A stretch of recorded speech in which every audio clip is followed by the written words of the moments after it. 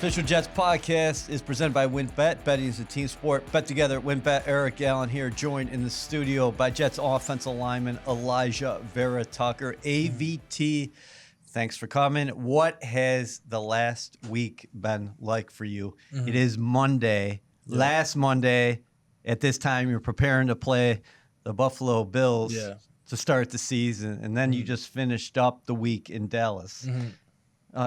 Crazy span of time in terms of emotions, I gotta imagine. It gotta be a roller coaster. Yeah, like you said, we coming in a week ago, we were playing Monday Night Football. Energy's very high.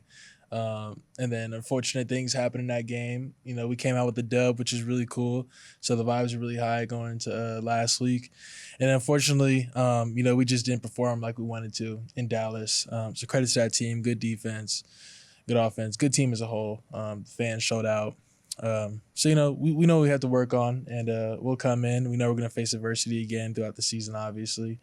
And it's just about everybody being on point. Talk about the emotions going into last Monday night. And had you ever been part of a pregame atmosphere like it was at MetLife Stadium? Yeah. You know, playing college ball at SC is definitely a lot of cool things that you get to experience. But I would say definitely Monday night pregame was something I'll definitely never forget, you know, with the fans showing up early, being loud, and the introductions were so cool. And then when you had number 8, too, and everybody just walking out the tunnel with the flag, I mean, it doesn't get any better than that, right? And then that was the loudest I've heard MetLife in a very long time. So the energy was real high, and you got to give credit to a lot of the fans. Even when things didn't go our way early on in the game, they stuck through it with us. Yeah. Can you describe what was that like for you coming out of the tunnel? Because Method Man introduced you and the rest of your offensive teammates. Yeah, it was real cool. So I didn't realize Method Man was actually introducing us until I'm running out the tunnel and see him. I'm like, oh, shoot, it's Method Man doing this. Oh, you really didn't know? No, I didn't know. So that was real cool. And all the guys loved it. You know, I feel like it just really picked up our energy going into that Monday Night Football game, because with late night games, you're in the hotel all day or just doing whatever you're doing all day, and then you got to come in and play a football game at 8:30 at night. Right. So the energy was definitely up, juices were flowing, and it was real cool. Like I said, something I never experienced before, and the energy was real high. So when you see Aaron go down, fourth offensive snap, third play, crazy. What immediately goes through your mind? Honestly, I would say for me, and speaking for the O-line or the offense in general, was he went down. We seen him limping up the field. All right, you got to move on to the next play, right? So Zach comes in, and Zach comes in with high energy and great poise as well. And I feel like the offense kind of knew what to expect. Like, you know, obviously things aren't going our way right now, so let's pick our energy up. Let's get this run game going. Whatever we need to do to win this football game, let's get it done. And that's just basically what we did. When did you realize the significance of his injury? Yeah, I mean, I kind of could sense a not so positive vibe / feeling during the game. Then after the game, you know, it was confirmed that it was Achilles. So obviously you're out for the remainder of the season with an injury like that. And that one hurts. Not only just thinking about, you know, the future of his team, but really just feeling for Aaron in general. You know, season-ending injuries is no fun for anyone. Yeah. You know, me personally experiencing something like that, it's tough. So really just reaching out to him after the game, I feel like it was really important to all of us. And he seems to be doing well now. So, yeah. What kind of dude is he? A good guy, because you watch him from afar, but then he joins this team in April. Yeah. He's here throughout the offseason, and you have a relationship that others don't see. Yeah. In terms of they're watching Hard Knocks and picking up little bits and pieces. Yeah. No, it's funny because I get that question asked a lot, like family, friends, or what's he like? What's he like? I'm like, to be honest, you're just a normal dude, you know? You just obviously a hell of a football player. We all know that. But then he comes in, and I feel like one of the very first things he wants to do is build a relationship with every single guy on the team, in the facility, you know, whatever it is. And I think that's real special because, not too many guys are willing to do that. And for him to come in and do that, try and build a relationship with everyone. And I don't know, I thought that was really cool. Yeah. What happened at halftime? You guys are down 13-3. Most people Mm-hmm. thought you were left dead to rights. Mm-hmm. But you guys came back, and people pointed to, hey, some of the discussions that you guys had at the intermission. Yeah. And I mean, honestly, it was nothing special. We just come in the locker room and we know what we're doing wrong. We know what we need to fix. And we came in that locker room knowing we could win that game if everybody just, on their toes, doing the right thing, winning their assignments, winning the one-on-one blocks. So we had high energy going into the locker room because we knew that we could beat them last Monday. So, like I said, nothing special, no hoorah speech. It's just everybody having that feeling that, we can come out with this win. What do you think about Brees's performance? The guy goes out for 10 for 127, adds a reception. We're going to get to what happened in Dallas, but I just want, from a calendar perspective, us to go back and say, okay, this is what happened against the Bills, and then we'll take it forward to where you're at right now. No, yeah, that was wild, man. What do you have? What do you have again? Like 10 for 127. Yeah, 10 for 127. So that's wild. So credit to Brees. He's a hell of a runner. But I feel like the run game was going, and with like gap schemes, and shout out, I think it was like 2 of those breakaways from like good tight end blocks as well, right off the edge. So credit to those guys. And when you give Brees, a chance, he's gonna break a run. And clearly that's what he was doing last Monday night, and it was pretty cool to see. You ever play with a guy like that before? He's so unique. Honestly, I don't think I have. I mean, just the explosiveness he has out the backfield it's pretty unique to watch. And then, he's pretty fast too, so that helps, right? When he gets in the open space. How much do you like blocking for a guy like that? Because he's so shifty in those small spaces and patient at the same time. And like you said, once he has a crease. Yeah, well, I was about to say too, is like he's real patient, waiting for the perfect opportunity to hit that hole and to make a break. So it's real cool. Obviously, for offensive line, you always like a guy who could be able to set up the blocks in the backfield and then break for one. And he did that plenty of times last Monday night, which was very cool to see. And it's always fun, whether it's receiver or running back, whatever it is, when they have a breakaway for about 40, 50 yards. As an offensive line, you get pretty excited about that. Yeah, you went for 80 plus. You guys were backed up at like the 4-yard line after that. Whitehead interception. Okay, so Xavier Gipson. Mm-hmm. You're a first-round pick, so you don't know this life. Guy comes in as undrafted free agent. Right. Yeah. How pumped were you for him to shine in that moment in front of the nation? Yeah, that was a really cool experience, man. I just remember on the sideline, seeing him running down, scoring. I'm thinking, like, there's no way that could have happened, right? There's got to be flags somewhere. So I'm just sitting there, and then it hits me all of a sudden, like, this man really just did that. And, credit to special teams unit and all that. But it's really cool and exciting, for Xavier, for a guy to come in. Day one works his tail off. Mm-hmm. And you can always he's grinding in the playbook every day, this and that, asking, a lot of questions. Always doing the right thing, really. So for him to get that spotlight, Monday Night Football, what more could you ask for? And he definitely deserved it. Storybook ending. So that was week 1. Mm-hmm. This is a 17-chapter book, though. Yeah, indeed it is. So what happened in Dallas? Jets fans obviously upset, disappointed this morning. You're disappointed, but you got to turn the page. Yeah. From your vantage point, what happened in Dallas? Because you guys got behind the 8 ball early and then never could kind of get that momentum. Yeah, I just think, for offense in a whole, we just never got in a rhythm. I think our game plan was coming in. We knew we had to run the ball. We knew we had to run it well. And unfortunately, we didn't. Like I said, we just couldn't really get into a rhythm. And we're forced to, be throwing the ball pretty much all second half. And it is turning into a passing league, but at the end of the day, you got to be able to run the ball. And like I said, we just weren't able to get it going. So credit to their defense. They did a good job of shutting it down early. And that's pretty much it, man. That's all I can say about it. So we couldn't get into a rhythm. And so now we got to flip the page and move on to a big game this week. Right. Patriots at home. We all know what type of game that is. We all know it's going to be a dogfight. So everybody in the building isn't happy about yesterday's game, but we got to come in, fix those corrections, and make sure we turn the page. How good is Parsons? Because this guy lines up all over the place and moves around, and he's so explosive. Yeah, no, yeah, it's a good. Levin's a good player, definitely. We seen it yesterday on the field. We've seen it for the past 2 years now.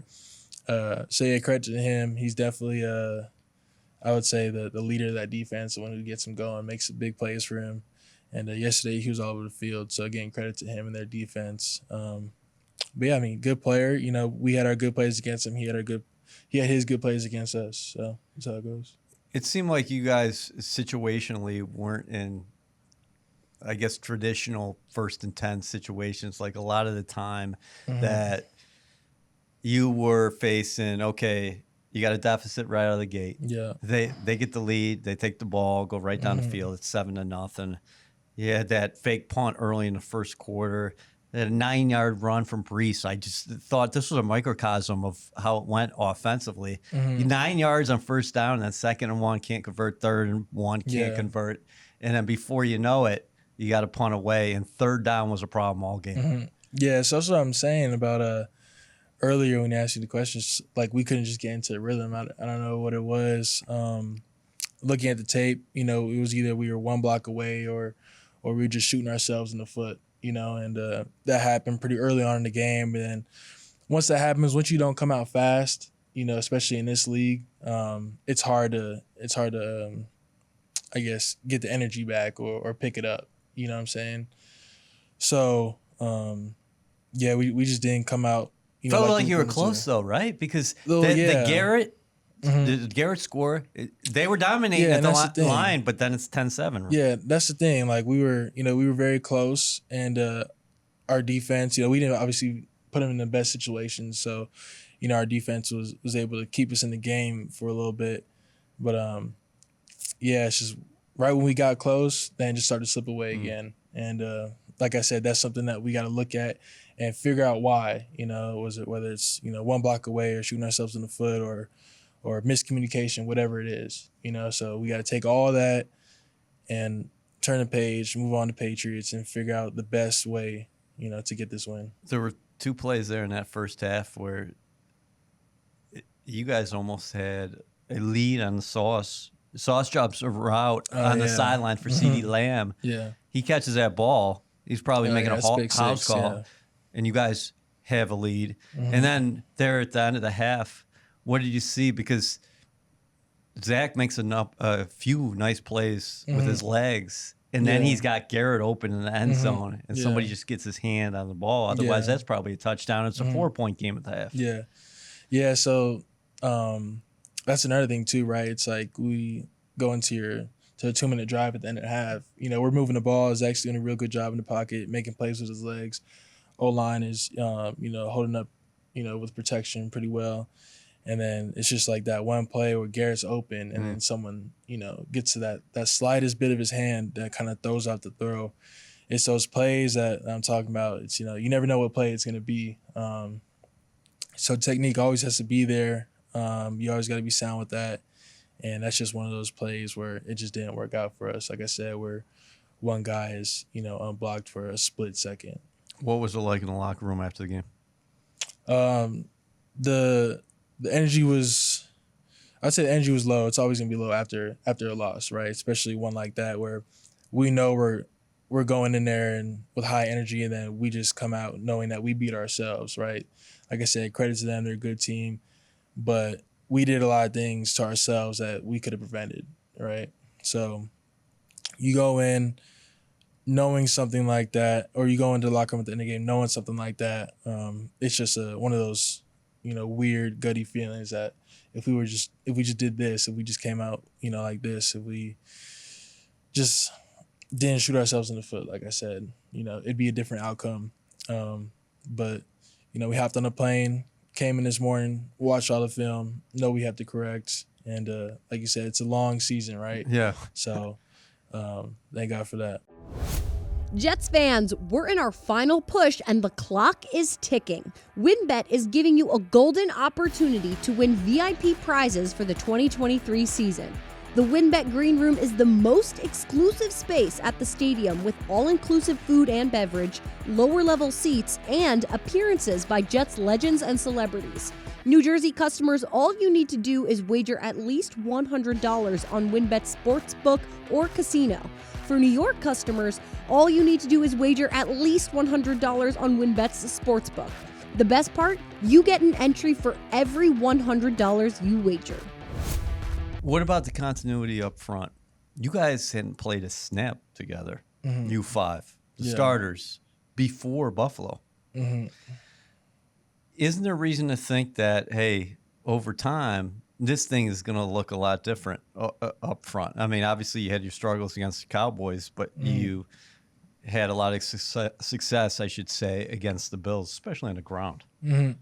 Yeah, I would say with that, for offensive line unit, I mean, you really got to gel well with each other, right? And I feel like we're definitely doing that each week or each day every practice. We're taking another step, to improving. So just the more reps you get, the better off we're going to be. But I think, people would look at, grades and stuff like that all over Twitter, and I don't really think that translates to. Do you pay attention to that stuff yourself? No, I don't, because I don't know.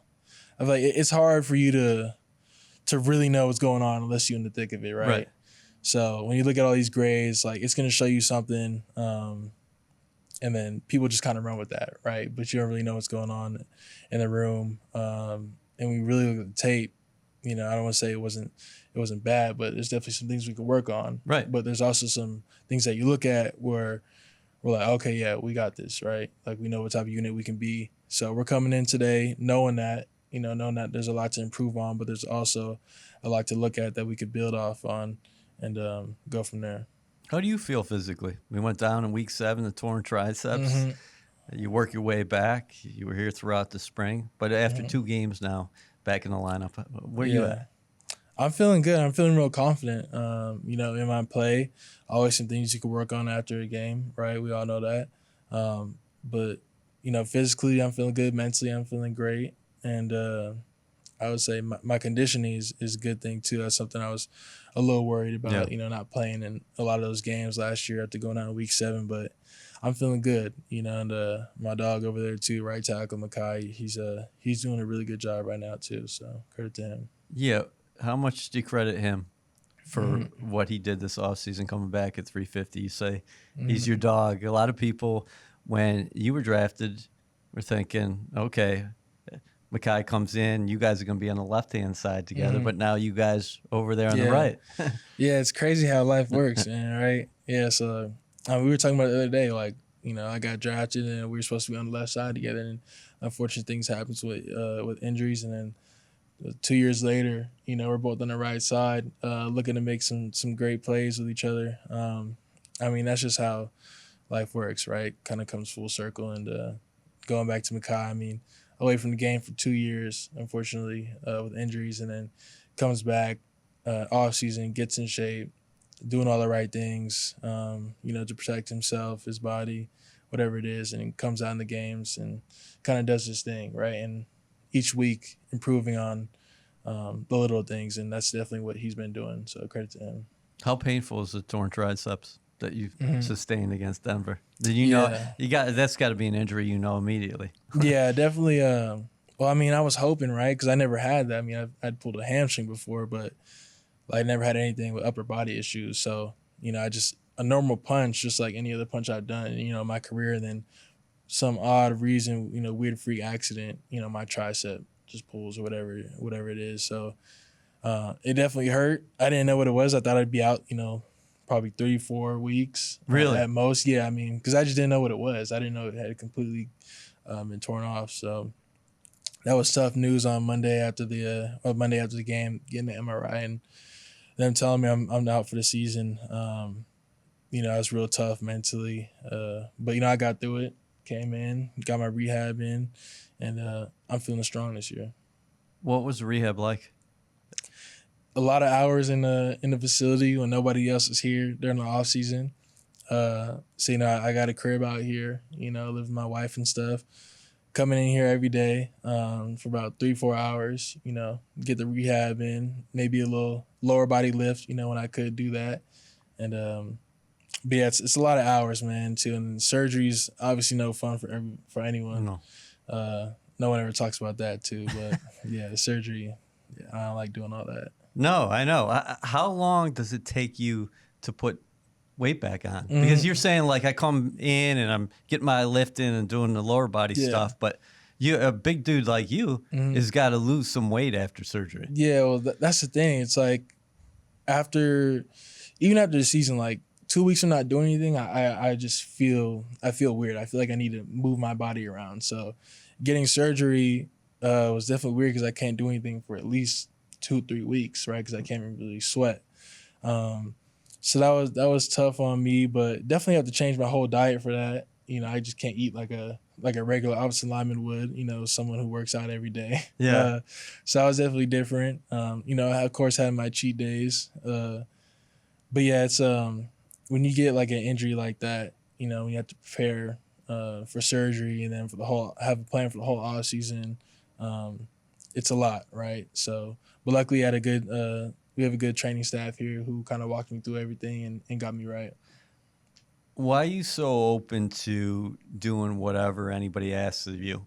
I mean, because not all players are like that. Like, I'm really comfortable at guard or I'm really comfortable at tackle. Yeah. Last year, case in point, hey, listen, we're going to switch you over to left tackle. Oh, we're going to switch you over to right tackle. Even this offseason, as you were asked multiple times by the media, hey, where do you want to be? And you say, well, I think my best fit is guard, but I'll do whatever they ask me to do. Yeah. I would say that's just me having the confidence in myself, be able to tell myself I can play anywhere on the line. That's just me. Then the other part is just me being, a team guy, doing whatever I can for the team, whatever's best. So like you said, like in the off season, they're asking me, it's like, I like guard, but if they need me to play somewhere else, I'll do that, because I have the confidence in myself to do that.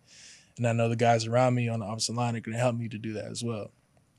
So also with that, a lot of support from the guys.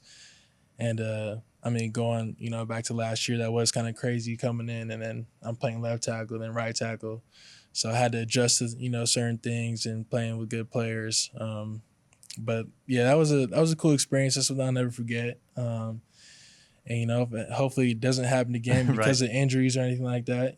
But if it does, I'll be ready. Yeah, and when Lincoln Tomlinson signed here, this is when initially you were moved because you started as a left guard, and they said, "Hey, do you mind moving to right guard?" And you said, "Yeah, I'm good with that." No, that was funny too because they signed in my scene. He's left guard coming from San Francisco. I'm like, okay, we'll see what happens. Coach calls me, asks me, what the deal is, and I'm like, look, if he likes playing left guard, I have some experience at right guard. I'm cool with playing right guard, You just gotta give me time to prepare for it, a little bit in OTAs. So I said that was pretty much my only request was just tell me early, what the plan is, and then we'll roll with it. What's it like for you now, a new offensive system?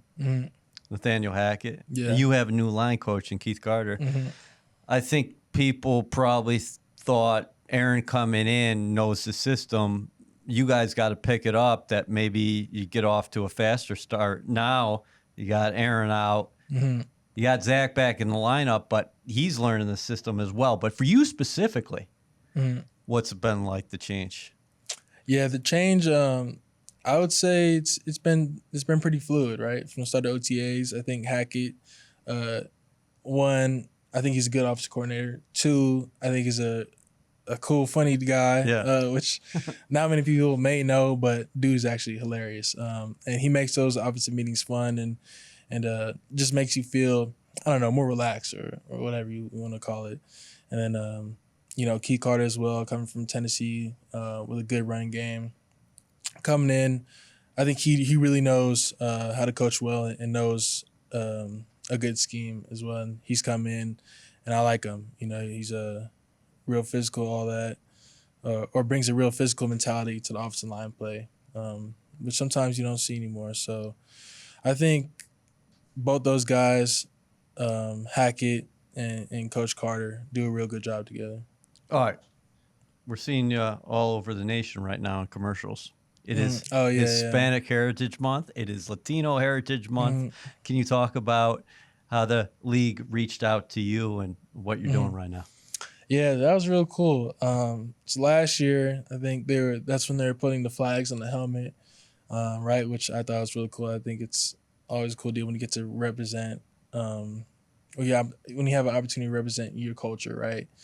And then this off season, NFL Mexico kind of hits me and the family up and say, hey, we know your heritage or your background. We kind of want to get you out here and do something, right? A trip to Mexico City, and why would I turn something like that down? Be able to go back out there, and haven't been out there in a very long time, which is really cool to be back out there and just be able to kind of tell my story a little bit more, to people was a real cool opportunity for me as well. So me and the family, we had a good time out there. What do you tell kids when you were in Mexico about your background, your story, and how you grew up and now where you're at?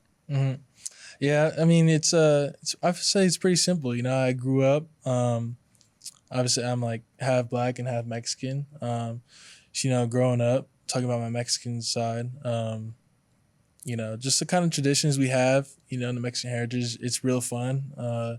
And being able to go to Mexico, every other summer was a real cool opportunity to see our family out there as well. And just kind of, I don't know, like, it's kind of hard to explain, right? Unless you've done it before, I guess. But the opportunity to go out there and tell my story, to younger kids, was a real cool one. And I just had a lot of fun out there with the family. And yeah. But you're an Oakland kid, but you said every other summer or every summer you'd be in Mexico. And whose side of the family? Yeah, every other summer. saying? So yeah, I'd be with my mom and my dad as well, and my two little sisters. So we have family in San Luis Potosi. Okay. So we'd go out there, and then we go to Cuernavaca as well. At the time, we go to Acapulco. So those are real cool places to visit in Mexico. But going back and looking at it now, it's definitely something I'm grateful for. Because each time we went out there, I got to experience, my culture and my heritage a little bit more. And like I said, I was able to do that again as well this past summer. So it was real cool. How much time did you spend there this summer? It was a real quick trip. Really? Yeah, real quick Okay. business trip. So we went out there, did some filming for the commercial, right? And then so we had a little day off after. And then I was out there with my pops and my brother, and met our uncle out there as well. And we went to the pyramids, like an hour out the city from Mexico City, which is really cool. And that was my second time being there. So it was cool, taking kind of before and after pictures, when I was younger and being back out there. What have you thought of the commercial and the response you've gotten? Yeah, I think it's really cool. Especially those other guys being able to share their culture as well. But Mexico, they have a pretty big fan base, I would say, for the NFL. They a lot of fans for the Raiders. I was a Raiders fan growing up as well. And the Niners, Steelers have a good fan base as well. So it was real cool. And then going out there too, it's people are recognizing me as well, because they already knew, right, that I'm playing in the NFL. So that was real cool experience for me and my family as well. And that's just something, I just will never take granted for. Are you sad about what's happened to the Oakland sports teams? You're going to be playing the Raiders. You going to Vegas this year? I mean, that's a cool stadium, a cool setup, cool. But sounds like the Athletics are moving as well. Yeah, man, it's tough. So you got maybe the Warriors left first. I don't remember, but the Warriors leaving San Francisco. I mean, that's just right across town over the bridge, but it still kind of hurts. And then you got the Raiders, in Oakland for so long, going to those games growing up was real cool. And now they're in Vegas, which hurts. So, I'm still a Raiders fan. You know, I'm not gonna switch up. You know, unless we play them, then I won't be. Obviously, take care of business there. Right? Yeah, but yeah, that was tough when they moved on, and then the A's. I guess they're trying to get out now too. So Going to Vegas, right? Going to Vegas, yeah. So I guess more opportunity out there. So what can you say? All right. What can you say about the rivalry between the Jets and the Patriots? Here's week 3 in your 17-game journey here, and it's been a while since this team, well before you came on board, has beaten this team in the regular season, the Patriots. Yeah. So being here for 3 years now, we haven't beaten the Patriots, right? We all know that. And also being here for 3 years, you kind of pick up on the rivalry between these two teams. And it's a big one between the two teams, the fans, whatever it is. So coming into this week, we know what type of game it's going to be. We know it's going to be a dogfight. We know we're going to have fun with it. We know we got to come out strong, high energy, and get the ball moving early on. And these are the games you look forward to, right? These games where it's it means a little more than just, a game. This is divisional game, rivalry with that, Patriots versus Jets, so you got to come in with that mindset. Did you watch any of the game on the way home last night? Dolphins? Have you dove into any Patriots tape already? Yeah, I actually did just a little bit. Nothing crazy, right? Because I, still thinking about the last game we just played. But yeah, those are two good teams that were going at it. And you can never sleep, anyone in this division, right? They always come out swinging. And we got good teams in the division as well. So it's going to be a fun game on Sunday versus the Patriots. And we know what type of energy they're going to come out with. And we got to come out, with even more. Appreciate your time as always. Thank you. Appreciate it.